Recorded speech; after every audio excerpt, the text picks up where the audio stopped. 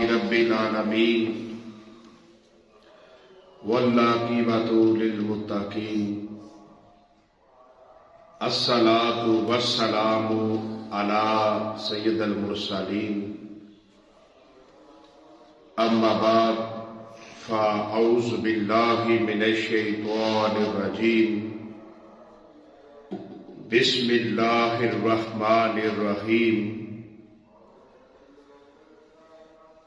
یسألونک عن الانفال قل الانفال للہ والرسول فاتقوا اللہ واصلحوا ذات بینکم واطیعوا اللہ ورسولہ ان کنتم مؤمنین صدق اللہ العظیم بسم اللہ الرحمن الرحیم ان اللہ وملائکتہ یصلون علی النبی یا ایھا الذین آمنوا صلوا علیہ وسلموا تسلیما الصلاۃ والسلام علیک یا سیدی یا رسول اللہ الصلاۃ والسلام علیک یا سیدی یا حبیب اللہ الصلاۃ والسلام علیک یا سیدی یا رسول اللہ الصلاۃ والسلام علیک یا سیدی یا حبیب اللہ الصلاۃ والسلام علیک یا سیدی یا رسول اللہ الصلاۃ والسلام علیک یا سیدی یا حبیب اللہ الصلاۃ والسلام علیک یا سیدی یا نبی اللہ وعلی آلک وصحابک یا سیدی یا نور اللہ۔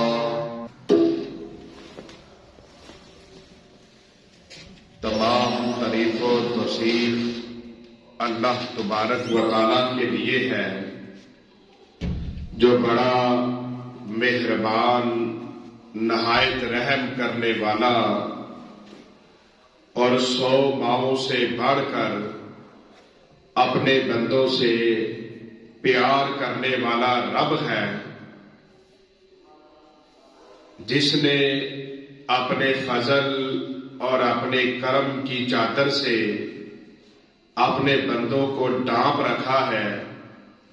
رحمت کاملہ حضرت محمد مصطفیٰ صلی اللہ علیہ وآلہ وسلم پر، جو وجہ کائنات، شافی روز شمار، جو بے بسوں کے بس، جو بے کسوں کے کس، جن کا ذکر بے چین دل کا چین اور بے قرار دل کا قرار، اور آپ کی آل اور صحاب پر بہت زیادہ سلامتی ہو، جو روشن چراغوں کی مانند ہیں۔ آج جمعۃ المبارک کا بابرکت دن ہے۔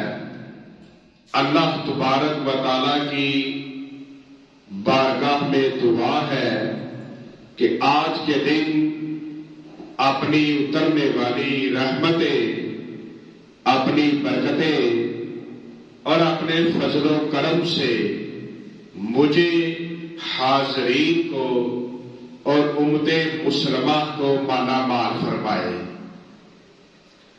دوران خطبہ قرآن مجید کی تھوڑی سی تلاوت کا شرف حاصل ہوا، جس میں اللہ تبارک و تعالیٰ نے فرمایا یسألونک عن الانفال، اے محبوب تم سے غنیمتوں کو پوچھتے ہیں۔ مال غنیمت اس مال کو کہا جاتا ہے کہ جو کسی جہاد میں، جنگ میں فتح کے طور پر حاصل ہو، اس کو کہا جاتا ہے، اس مال کو، اس دولت کو مال غنیمت۔ تو مسلمانوں کے لیے یہ پہلا واقعہ تھا کہ جب جنگ بدر کے وقت جب فتح ہوئی تو اس وقت جو مال حصے میں آیا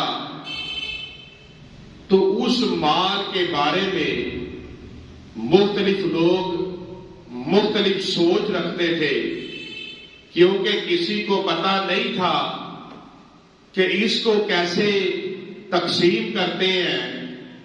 ہر کسی کی ایک اپنی اپنی سوچ تھی۔ تو اس وقت جب مسلمانوں نے کریم آقا علیہ الصلوۃ والسلام کی بارگاہ میں مال غنیمت کے بارے میں بات کی تو کوئی یہ چاہتا تھا کہ سارا ہمیں ملے جو آگے جہاد میں تھے، یا جو پیچھے بزرگ پیچھے تھے بوڑھے، وہ سمجھتے تھے کہ ان کا حصہ نہیں ہے۔ تو کریم آقا علیہ الصلوۃ والسلام آپ کی بارگاہ میں وہ مال غنیمت کے بارے میں مختلف سوال کرتے تھے۔ تو اللہ تبارک و تعالیٰ نے فرمایا یسألونک عن الانفال، اے محبوب تم سے غنیمتوں کو پوچھتے ہیں، قل الانفال للہ، قل الانفال للہ والرسول، تم فرماؤ غنیمتوں کا مالک اللہ اور رسول ہے۔ کہ محبوب صلی اللہ علیہ وسلم آپ انہیں فرمائیں کہ جو غنیمتوں کا مالک ہے وہ اللہ ہے اور رسول اللہ صلی اللہ علیہ وسلم ہے۔ اصل میں ہر چیز کا مالک اللہ تبارک و تعالیٰ نے اپنے محبوب کو بنا دیا ہے۔ اس لیے یہاں پر فرمایا کہ والرسول، کہ محبوب صلی اللہ علیہ وسلم وہ تو اس کے مالک ہیں۔ اب وہ جب مالک ہیں تو وہ جس طرح چاہیں، جیسے چاہیں، جس کو جتنا چاہے عطا فرمائے۔ تو کریم آقا علیہ الصلوۃ والسلام آپ نے اس مال کے کچھ حصے فرمائے۔ ایک ان کے لیے جو جہاد کے آگے تھے اور ان کے لیے جو جہاد میں پیچھے تھے، اور پھر کریم آقا علیہ الصلوۃ والسلام کچھ حصے انصار کے اندر اور کچھ حصے مہاجرین میں، کہ جن میں حضرت عثمان غنی رضی اللہ تعالیٰ عنہ آپ کو بھی ملا کہ آپ اس وقت نبی علیہ الصلوۃ والسلام کی بیٹی اور اپنی بیوی کی خدمت میں وہاں پر پیچھے رہ گئے تھے۔ تو مال غنیمت میں سے حضرت عثمان غنی رضی اللہ تعالیٰ عنہ آپ کو بھی حصہ ملا۔ تو اللہ تبارک و تعالیٰ نے فرمایا کہ یہ جو مال غنیمت ہے اس کا مالک اللہ اور اس کے رسول ہیں۔ اب رسول کی مرضی ہے کہ وہ جس طرح چاہے اس کو تقسیم فرمائے۔ آگے فرمایا فاتقوا اللہ وَأَصْلِحُوا ذَاتَ بَيْنِكُمْ، تو اللہ سے ڈرو اور اپنے آپس میں میل رکھو۔ فاتقوا اللہ، اللہ سے ڈرو۔ اللہ سے ڈرنے سے مراد یہ ہے کہ ہر وہ کام جسے اللہ تبارک و تعالیٰ نے روکا ہے رک جائیں، اور جس کا کرنے کا اللہ نے حکم فرمایا ہے اس کو جلدی جلدی کریں۔ فرمایا کہ اللہ سے ڈرو اور آپس میں میل رکھو، یعنی کہ وہ اصلی میل کا مطلب ہے کہ آپس میں صلح رکھنا، آپس میں محبت سے رہنا، آپس میں پیار سے رہنا۔ کہ دنیا کے اندر انسان کے جتنے رشتے ہیں، بہترین انسان وہ ہے جو اپنے رشتوں کو بچا کر رکھے، جو اپنے رشتوں کو خراب نہ ہونے دے، وہ جو بھی رشتہ ہے، وہ بھائی کا ہے، وہ بہن کا ہے، وہ بیوی کا ہے، وہ ماں باپ کا ہے، وہ اولاد کا ہے، رشتہ داروں کا ہے، نیک اور اچھے دوستوں کی صحبت کا ہے، جو رشتہ بھی ہے دنیا میں، انسان کو اس میں فرمایا کہ وہ اس کو بچا کر رکھے، اس میں محبت رکھے، آپس میں میل رکھو۔ فرمایا وَأَطِیعُوا اللَّهَ وَرَسُولَهُ إِن كُنتُم مُؤْمِنِینَ، اور اللہ اور رسول کا حکم مانو اگر ایمان رکھتے ہو۔ کیا اب یہاں پر فرمایا کہ اب ایمان والا وہ ہے کہ جو ایسے رہے کہ اللہ اور اس کے رسول کی اطاعت کرے، کہ اس کی زندگی کا جو بھی قدم ہو وہ اللہ اور اس کے رسول کی اطاعت میں گزرے، حکم میں گزرے، ان کے نبی پاک صلی اللہ علیہ وسلم کی اتباع میں گزرے، اور کریم آقا علیہ الصلوۃ والسلام نے جو حکم فرمائے اس کو قبول کر لے۔ یہ وہ کون لوگ ہیں؟ وہ مومنین ہیں۔ یعنی کریم آقا علیہ الصلوۃ والسلام فرمایا کہ ماں سب سے زیادہ انسان کے جو حق ہے انسان کے اوپر، جو اس کے اندر محبت ہے، جو پیار ہے، اس کا سب سے زیادہ جو حقدار ہے وہ انسان کی ماں ہے۔ اب ماں کیوں ہے؟ کیونکہ ماں بچے کو پیدا کرتی ہے، اور ماں بڑے دکھ تکلیف بڑے درد اٹھاتی ہے اپنی اولاد کو جوان کرنے میں۔ تو سب سے زیادہ انسان کے اوپر جس کا حق ہے وہ اس کی ماں ہے۔ تو انسان کو چاہیے کہ سب سے زیادہ اپنی ماں کو راضی کرے۔ یہ کریم آقا علیہ الصلوۃ والسلام فرمایا، اور فرمایا کہ اپنی بیٹیوں کے ساتھ پیار کرو۔ کیوں؟ کیونکہ وہ لوگ جو کافر لوگ تھے وہ اپنی بیٹیوں کو زندہ درگو کر دیا کرتے تھے، زندہ دفن کر دیا کرتے تھے۔ کس لیے؟ کہ بیٹیوں کو جائیداد میں سے حصہ دینا پڑے گا، تو جائیداد گھر میں رہ جائے، جائیداد بیٹوں تک رہ جائے، مال میں سے بیٹیوں کو حصہ دینا پڑے گا، تو بیٹیوں کو وہ زندہ دفن کیا کرتے تھے، یا ان کے اندر شیطانیت تھی، وہ بیٹیوں کو زندہ دفن کیا کرتے تھے۔ تو کریم آقا علیہ الصلوۃ والسلام نے اس سے منع فرمایا کہ بیٹیوں کے ساتھ پیار کرو، اور فرمایا کہ مومن وہ ہے جو اپنی ماں سے محبت کرے، جو اپنی بیٹیوں سے کے ساتھ محبت کرے، جو آپس کے اندر صلح رکھے، لڑائی جھگڑے نہ کرے، اگر اس کے ساتھ کوئی زیادتی بھی کر دے تو اللہ تبارک و تعالیٰ کی رضا کے لیے اس کو معاف کر دے، آپس میں پیار رکھے۔ تو اللہ تبارک و تعالیٰ نے فرمایا کہ جو اللہ اور اس کے رسول کا حکم مانے گا وہ مومن ہے۔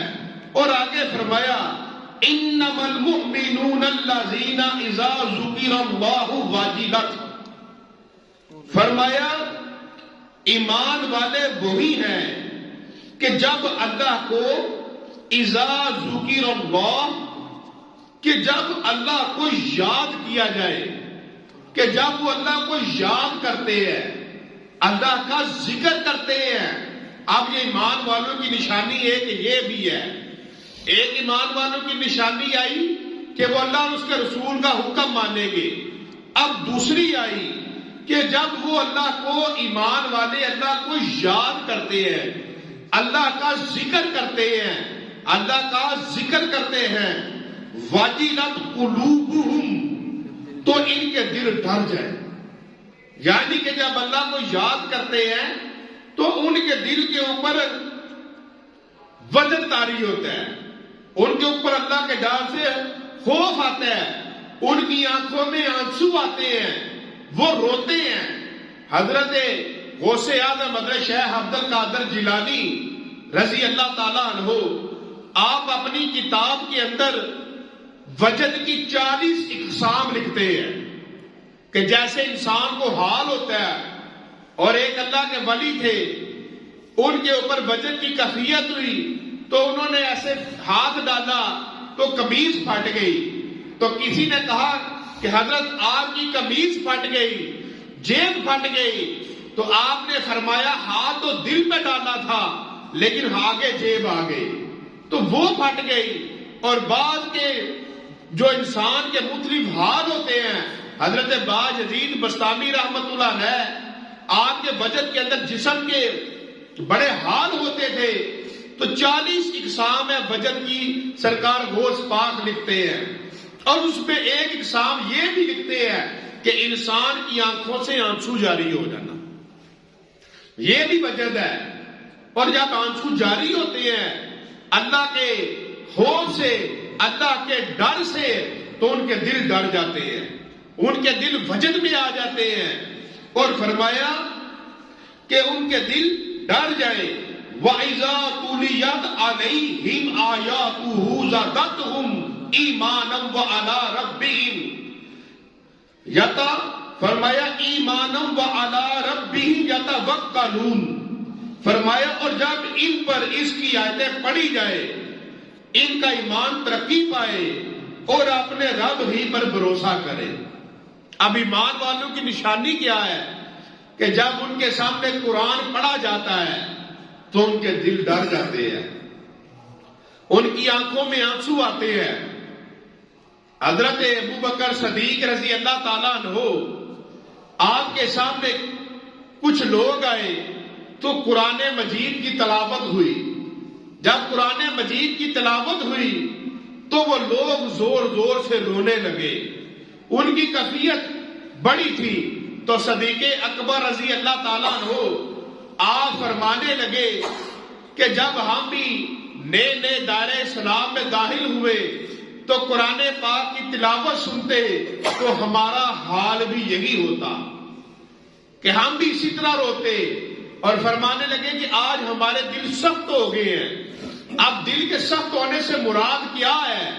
دل کے سخت ہونے سے مراد یہ ہے کہ آج وہ اس مقام پر چلے گئے ہیں کہ جہاں پر وجد کے آگے جذب کی کیفیت آ گئی ہے کہ اب ان کے اندر سب کچھ جذب ہو رہا ہے. حضرت باجزید بستامی رحمت اللہ علیہ آپ کا ایک واقعہ یہ بھی ہے کہ آپ کے مرید کہنے لگے کہ حضور محفل لگی ہے, سرکار کی نعت چل رہی ہے, اللہ کا ذکر ہو رہا ہے, ہم سب وجد میں ہیں, لیکن آپ آرام سے بیٹھے ہوئے. آپ نے پھر قرآن مجید میں سے پہاڑ کی مثال دی کہ اللہ فرماتا ہے کہ تم کیا سمجھتے ہو کہ پہاڑ صرف اپنی جگہ پر ٹھہرے ہوئے ہیں, کبھی ان کے اندر ہاتھ ڈال کر تو دیکھو تو پتہ چلے کہ پہاڑ کے اندر کیسے وجد ہے. فرمایا اسی طرح ہم یہاں پر بیٹھے ہیں لیکن ہمارے اندر کا حال یہ ہے کہ اندر کا حال یہ ہے.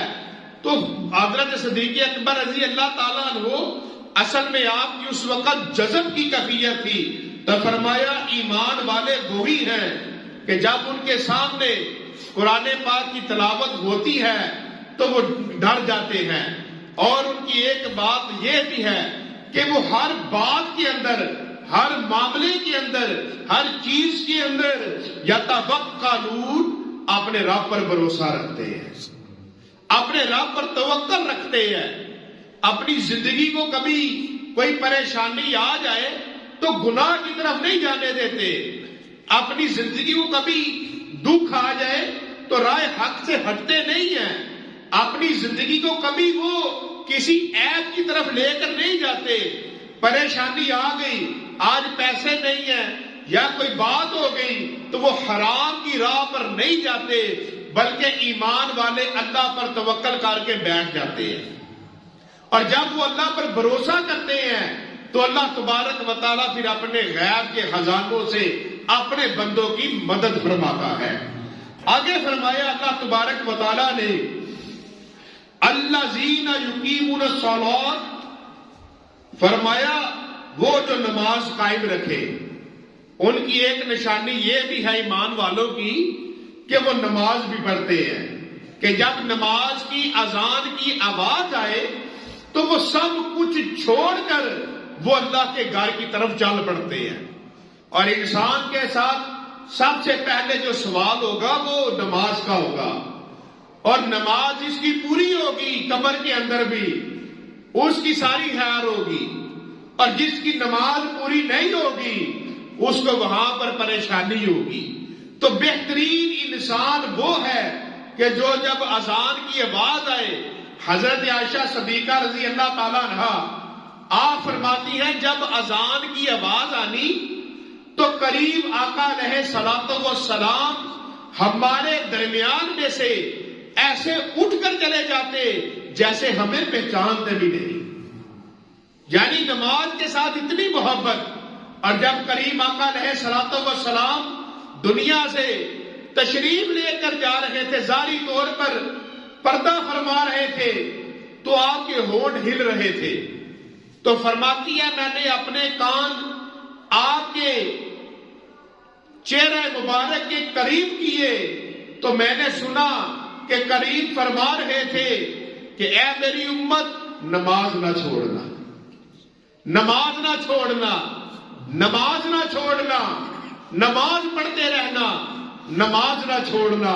تو یہاں پر اللہ نے فرمایا ایمان والے وہ ہیں جو نماز قائم رکھیں، وَمِمَّا رَزَقْنَاهُمْ يُنْفِقُونَ، اور ہمارے دیے سے کچھ ہماری راہ میں خرچ کریں۔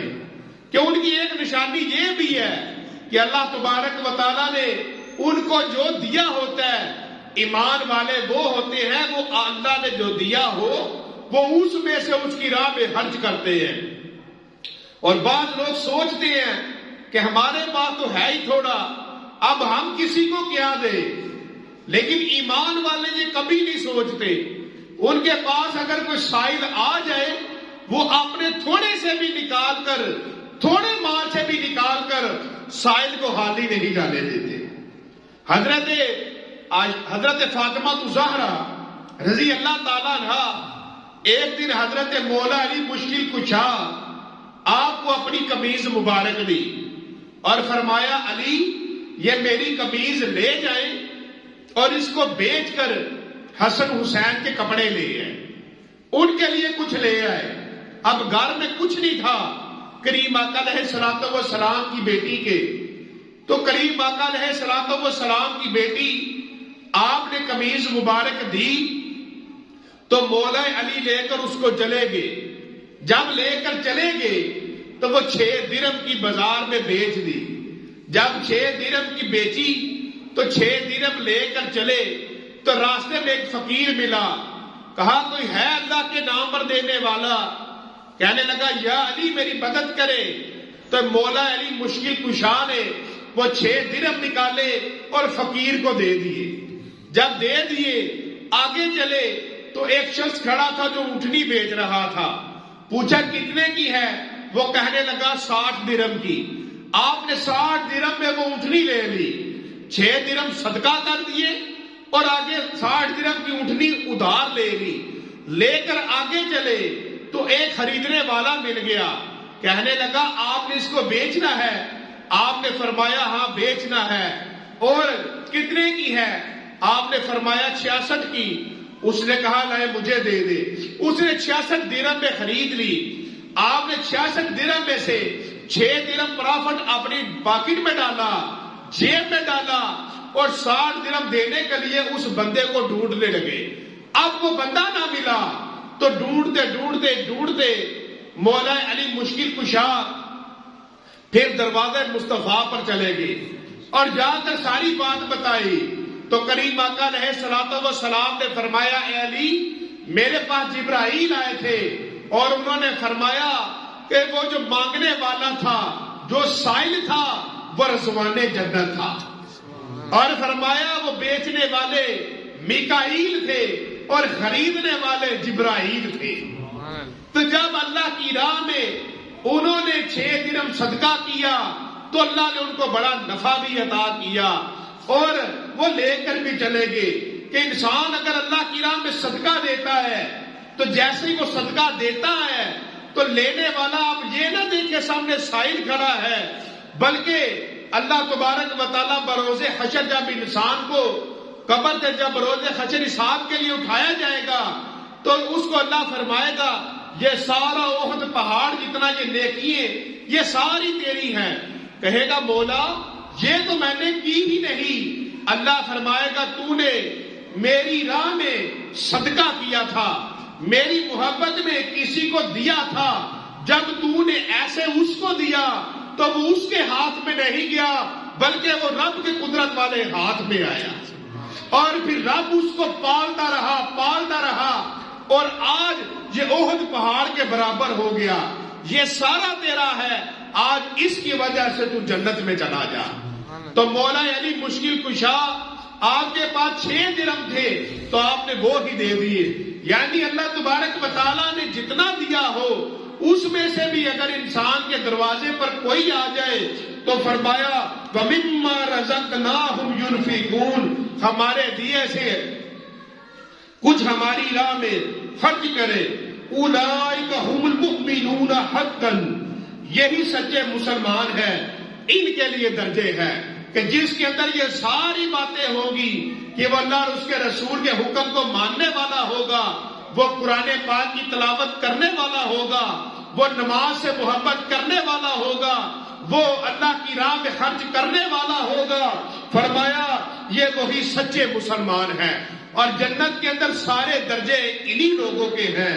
فرمایا لَهُمْ دَرَجَاتٌ عِنْدَ رَبِّهِمْ وَمَغْفِرَاتٌ وَرِزْقٌ كَرِيمٌ, ان کے رب کے پاس اور بخشش ہے اور عزت کی روزی, کہ جب بروز حشر وہ لوگ آئیں گے تو ان کے ان اعمال کی وجہ سے کہ وہ لوگوں کا بھلا کرنے والے ہوں گے, وہ نماز پڑھنے والے ہوں گے, وہ قرآن پڑھنے والے ہوں گے, وہ لوگوں کی مشکلیں دور کرنے والے ہوں گے, تو جب وہ لوگوں کا بھلا کریں گے, جب وہ لوگوں کو معاف کریں گے تو بروز حشر اللہ بھی ان کو معاف فرما دے گا. اور فرمایا کہ ان کے لیے اللہ نے پھر بخشش بھی رکھی ہے اور ان کے لیے عزت کی روزی بھی, کہ یہاں دنیا میں تو بڑی محنت کرنی پڑتی ہے لیکن جنت ایسی ہوگی کہ وہاں پر انسان خیال کرے گا تو خیال کرنے سے پہلے بھی ہر چیز اس کے منہ کے پاس آ جائے گی. بلکہ جنت کے دروازے کے اوپر تو ایک نہر ہوگی پانی کی, جب وہ پانی کی نہر پیے گا, وہ نہر میں سے پانی پیے گا تو پینے کے ساتھ ہی اس کے دنیا کے سارے دکھ ختم ہو جائیں گے, ساری بیماریاں ختم ہو جائیں گی. جنت کے اندر نہ تو نزلہ لگے گا, نہ زکام لگے گا, نہ پیٹ میں درد ہوگا, نہ کوئی بیماری ہوگی. جنت کے اندر انسان کو کبھی کو دکھ آئے گا ہی نہیں, اور جس کو جو درجہ ملے گا وہ اس پر اطمینان میں ہوگا. اور فرمایا کما اخرجک ربک من بیتک بالحق, جس طرح اے محبوب تمہیں تمہارے رب نے تمہارے گھر سے حق کے ساتھ برآمد کیا. وَإِنَّ فَرِيقًا مِنَ الْمُؤْمِنِينَ لَقَارِعُونَ, اور بے شک مسلمانوں کا ایک گروہ اس پر ناخوش تھا. یجادلونک فی الحق بعد ما تبین کأنما یساقون الی الموت وهم ینظرون, سچی بات میں تم سے جھگڑتے تھے بعد اس کے کہ ظاہر ہو چکی, گویا وہ آنکھوں دیکھی موت کی طرف ہانکے جاتے ہیں. اب یہاں پر اللہ تبارک و تعالیٰ نے فرمایا کہ جب نبی علیہ الصلوۃ والسلام نے فرمایا, آگے فرمایا وَإِذْ يَعْدِكُمُ اللَّهُ إِحْدَى الطَّائِفَتَيْنِ أَنَّهَا لَكُمْ وَتَوَدُّونَ أَنَّ غَيْرَ ذَاتِ شَوْكَاتِ تَكُونُ لَكُمْ وَيُرِيدُ اللَّهُ أَن يُحِقَّ الْحَقَّ بِكَلِمَاتِهِ وَيَقْطَعَ دَابِرَ الْكَافِرِينَ. فرمایا اور یاد کرو جب اللہ نے تمہیں وعدہ دیا تھا کہ ان دونوں گروہوں میں ایک تمہارے لیے ہے, اور تم یہ چاہتے تھے کہ وہ تمہیں وہ ملے جس میں کانٹے کا کھٹکا نہیں, اور اللہ یہ چاہتا ہے کہ اپنے کلام سے سچ کو سچ کر دکھائے اور کافروں کی جڑ کاٹ دے. کہ کریم آقا علیہ الصلوۃ والسلام آپ نے مسلمانوں کو خوشخبری دی کہ کفار ملک شام سے ایک قافلہ لے کر آ رہے ہیں تجارت کا, جس میں بڑا مال ہے, بڑا نفع ہے, تو اس کے اندر بڑا نفع ہے, تو کہے تو وہ مال ہم لے لے. تو مسلمان بڑے خوش ہوئے کہ ہمیں بڑا مال ملے گا اگر اس کو لوٹ لیا جائے. اور جب یہ بات بتائی گئی تو وہ مسلمانوں نے کہا کہ یا رسول اللہ ہم اس مال کو کافروں سے لوٹ لیتے ہیں تو کافر کمزور ہو جائیں گے. تو پھر یہ بات ابو جہل کو پہنچ گئی. ابو جہل کو پہنچی تو اس نے وہاں سے لوگ تیار کیے جہاد کے لیے. جو میدان بدر میں جہاد ہوا تو وہ وہاں سے نکل پڑا. تو اللہ نے دونوں گروہوں کی یہاں پر آیا محبوب کو خبر دے دی کہ اب آپ اگر جنگ کریں گے تب بھی فتح ہوگی اور اگر آپ مال لینے جائیں گے تب بھی مال زیادہ ملے گا. تو جب مسلمانوں یہ بات بتائی مسلمانوں کو سرکار نے تو وہ کہنے لگے جنگ کرنے کی کیا ضرورت ہے, ہم مال لوٹ لیتے ہیں, ہم خوشحال ہو جائیں گے, کافر کمزور ہو جائیں گے. تو پھر کریم آقا علیہ الصلوۃ والسلام آپ نے فرمایا کہ ہم مال نہیں ہم جہاد کریں گے. تو وہ مال وہاں پر مکہ مکرمہ میں پہنچ گیا, خبر بھی پہنچ گئی. لیکن ابو جہل کہ ان لوگوں کو اکسانے لگا کہ ہم جہاد کریں گے, آپ لڑائی کریں گے اور مسلمانوں کو ختم کریں گے. لیکن اللہ تبارک و تعالیٰ نے وہاں پر کافروں کی جڑ کاٹ دی اور مسلمانوں کو فتح عطا فرمائی. ہم انشاءاللہ اگلے جمعۃ المبارک کو یہاں سے شروع کریں گے اور میدان بدر کا سارا واقعہ جس طرح شروع ہوا وہ انشاءاللہ بیان کریں گے اور مسلمانوں کی فتح کے بارے میں بتائیں گے. اور اس کے بعد اللہ تبارک و تعالیٰ نے کافروں کے دلوں کے اندر مسلمانوں کا روح پیدا فرما دیا. وما علینا الا البلاغ المبین.